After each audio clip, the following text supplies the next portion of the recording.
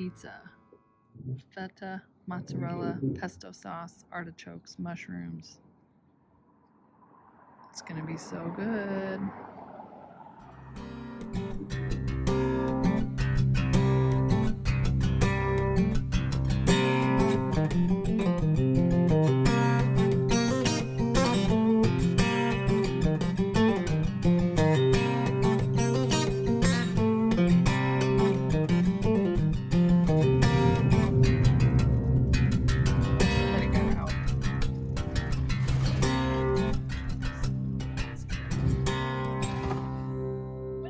You're in the wrong spot.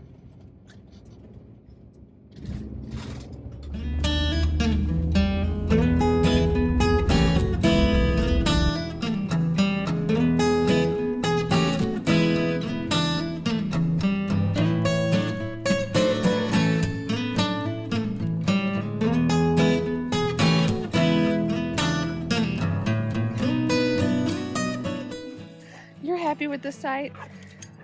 Look at the big poop you left. Gotta pick it up. We just got so lucky. This campsite only has 13 sites and no bigger than 25 feet. So it's mostly campers or vans. I'm sorry, tents. Tents or vans. So I woke up at 7:30 this morning and drove out here as fast as I could. And I just saw, there's a water crossing. There was one campsite open, and then there was a water crossing to the other campsites, and I was like, I don't want to go through the water because I don't know how deep it is and all that. So I got the last site on this side of the water. And there's even like, my neighbor has 2 vans in there, and I thought, well, shit, maybe if I could find somebody to let me camp with them, they would. So I got one spot left. It's right on the side of this cliff, and you can hear the lake. You can hear the river. Escalante River is right next. So now I'm gonna go pay. It's $15 a night, which isn't bad. Oh, look at this. There's a nice little path.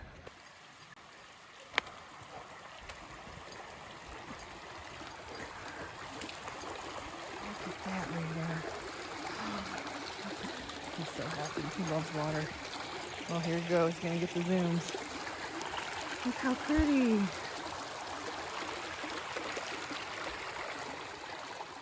God, I feel like a chick on Christmas morning. I'm just so excited about this trail.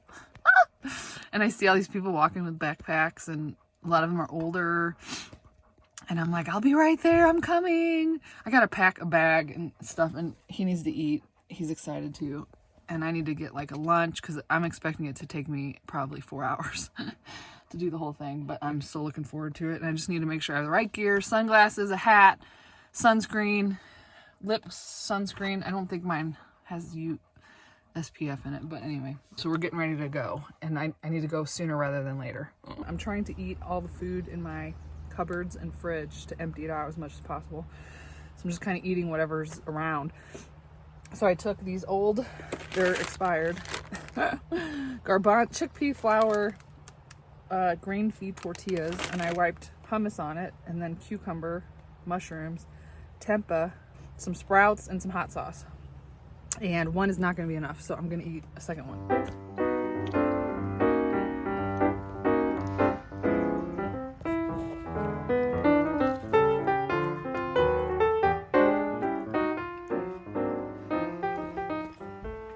Okay, my camera's in a tree because I don't have a tripod yet. I will buy one. Raider, come here. He's all ready, and he's ready to go. Oh my gosh, that branch is really in the way, huh? Oh look, he's got his ball. He's ready. You're ready to go? So we're going to leave that ball here, I promise. Put that on. Now I'm going to put this on Mommy. It's a little heavy. I'm a little worried about that, but as I drink the water and eat the food, it'll get lighter. And it's good training to be a little bit heavy. Okay, I got my decaf. His leash. Keys. Alright, I'm gonna hide the keys. Right. Whew, he's ready, I'm ready. This is a little heavy. I'm a little worried about that. Let me go hide these keys.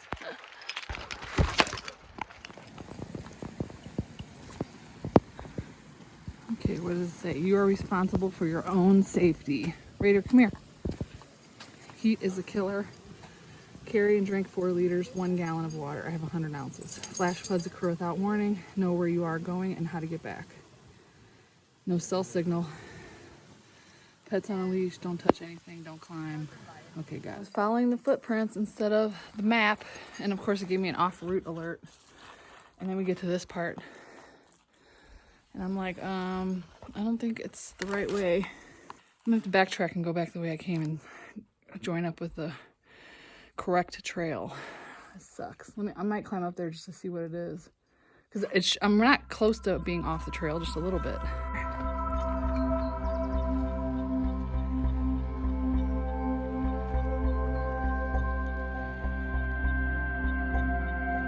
You wanna go in there? You can go, it's kind of fast. Be careful.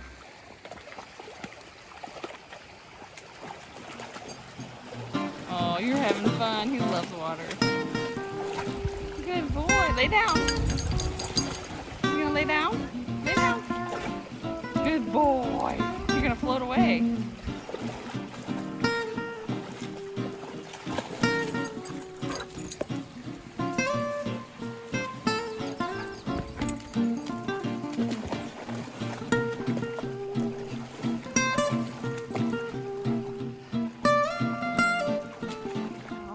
Are you all muddy?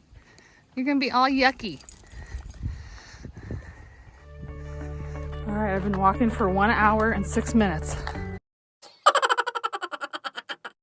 And I got lost once. And I'm not gonna lie, it kind of took the wind out of my sails. Like I was just like so pumped. So I had to kind of get that back. And then the funny part is I was listening to David Goggins yesterday. And he was on that, what is it, Tom Ballou show. On podcasts on YouTube, and he says, I don't like running. I hate it, but I do it anyway. And he's like, I want to wake up in the morning and know that I'm the hardest motherfucker there is. And that there's nobody that trains like me. And that might sound like you can analyze it all you want, but you have to admit there's some merit in that. You know, you can't wake up in the morning and be like, I'm just gonna lay on the couch today and look at Instagram fitness models and be jealous of them or hate on them in the comments. Like, they train for that shit, you know? And I'm sure they don't like it every day. And I'm sure there's days they get up and they don't want to do it at all, you know? So what he says is stay hard. So I'm trying to stay hard and be comfortable with being uncomfortable. I would say something that I have found within myself, which I don't even want to call it resilience. It's like there's this thing inside of you, I can feel it right now. Like I'm walking up this hill and I can barely breathe, I can barely talk. But there's like something in me, like a little engine that's just like, we're going, we're just gonna do this. You just keep pushing. Even when you're uncomfortable, even when you can't breathe. And then when most people, like here, let me give you an example. Most people, they're gonna climb this rock and they're gonna stop at the top and like take a breath, which is totally fine. I do it. But what I'm saying is some people stop too soon and you don't push that edge that you have. People in the military learn to push that edge. You don't really have a choice. You have to keep running or they'll make fun of you. You have to keep doing push-ups. And then what happens is when you push that edge, even just a little bit. So if you walk to the mailbox the first day, you do that for a week. And then you walk to the corner 4 houses down, you do that for a week. And then you walk 2 blocks the next week. That's how people become marathoners. They don't run 24 miles in one day. They have to train. So my point is you got to push that edge. And when you feel like quitting, you tell yourself, okay, I'm gonna, right now, I could quit right now and take a breath. But you see that tree? I tell myself, okay, go to the tree. And then when I get to that tree, I reassess. And then I say, I'm good. Go to the next tree.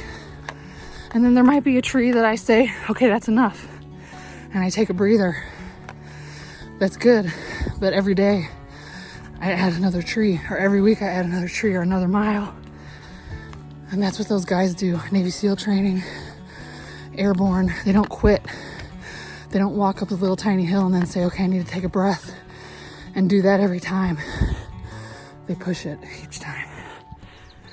It's through that pain and like being okay with it that I think you can build an amazing life. And I mean, it has to do with everything. Like right now I'm trying to build a business, and when I look at my to-do list, it's huge. Like get a checking account, get an LLC, get an EIN number, set up Stripe and Venmo and PayPal. Like there's 8,000 things. But every day I'm like, okay, I gotta do 2 things on my list. So if I wouldn't have done that and I just would have sat down and tried to done all 10, like I would burn out, you know?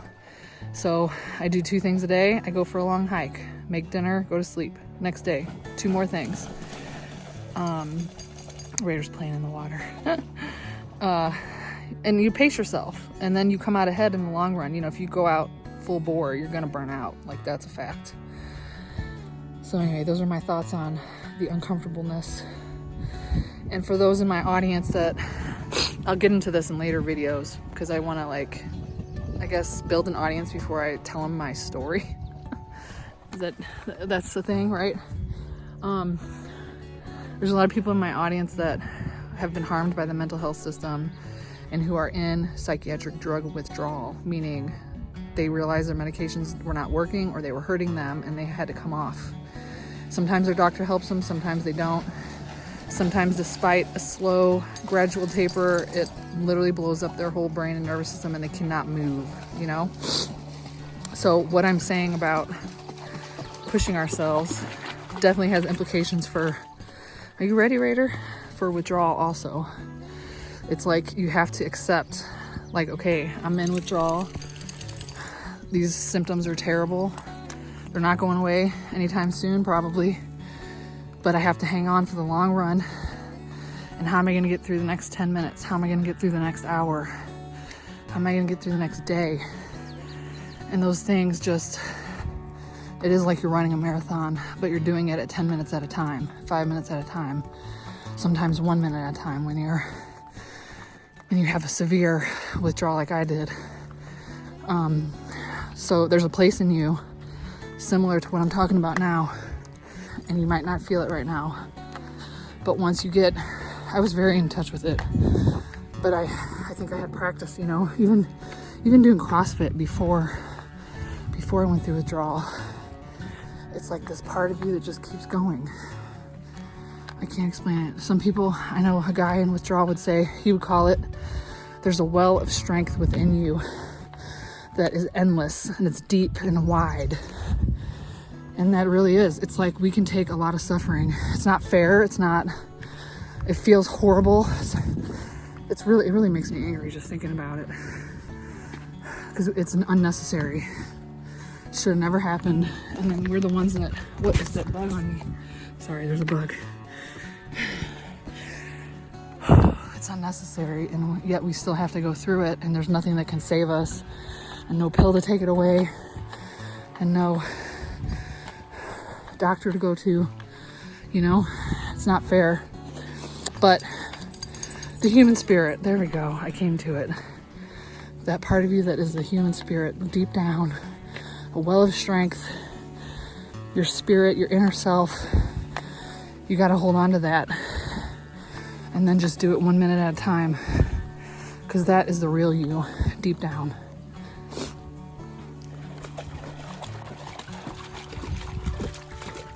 You just like all the swimming holes, huh? Did you go swimming?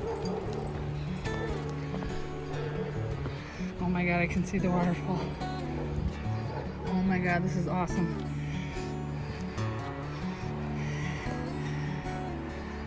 There is always a reward at the end of that hard training, hard work, or just living and not giving up.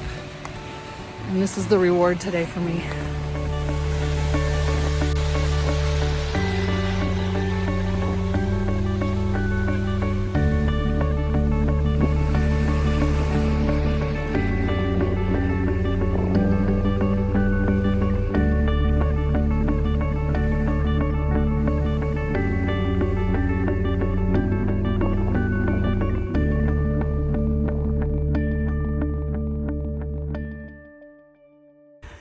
there's my PSA for today.